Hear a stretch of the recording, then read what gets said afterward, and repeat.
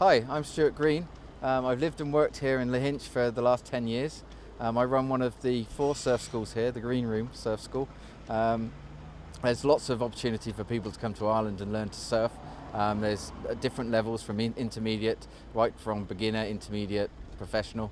Before I was lucky enough to live here, I've lived here 10 years now, I used to get in my car, just like I'm telling you to do, and I used to travel over by Irish ferries all the time, and the service was brilliant.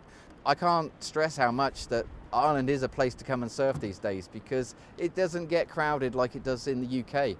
The UK, you can go there and you can have loads of people in the water, but here there's still space to surf, which is great.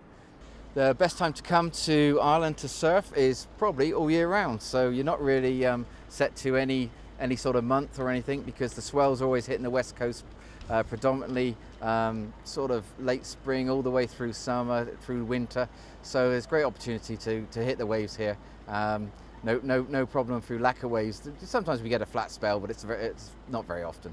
Well, of course, if you come in by car across on the ferry, then you're going to hit Rosslare or the Dublin area. There's some great beaches on the east coast as well. It takes a little bit more wind swell over there, so if there's no swell there, you can always head across country, a couple of hours in your car, and you'll be here on the west coast, where we've got surf from Donegal right down to Kerry, which is some great surfing beaches. Like Lahinch here is great because it has so many different breaks. In the middle of the beach, it's ideal for beginners, and during the summer months there's always a lifeguard service at hand, so you always feel safe out there. If you're a little bit more experienced surfer, then you can head down the coast to Doombeg or Spanish Point, where there's plenty of reefs and flatbed reefs and boulder reefs, and also beach breaks, which are probably some of the world-class breaks in the whole world.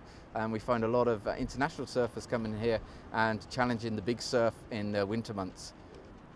Of course, when you've got your own car and you've just got off the ferry, you can travel anywhere in Ireland at your own pace, and you can discover those hidden gems.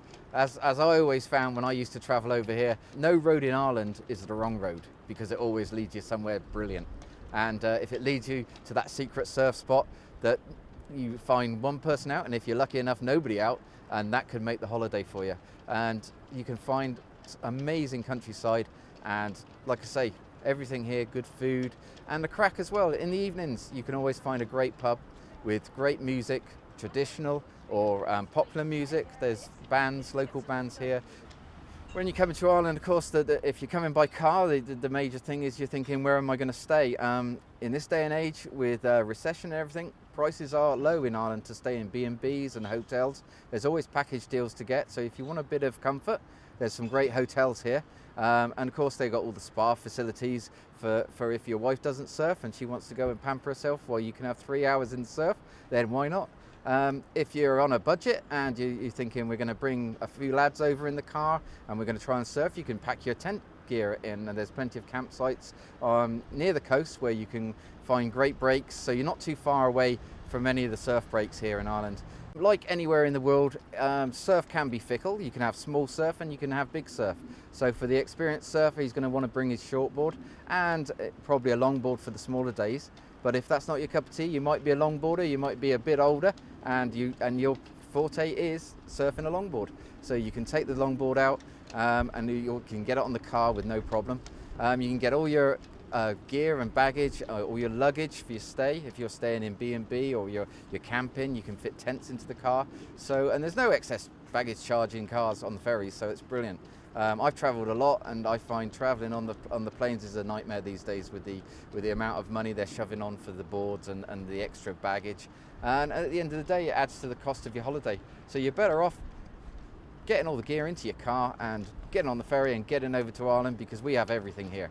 Ireland, it's better by far by car.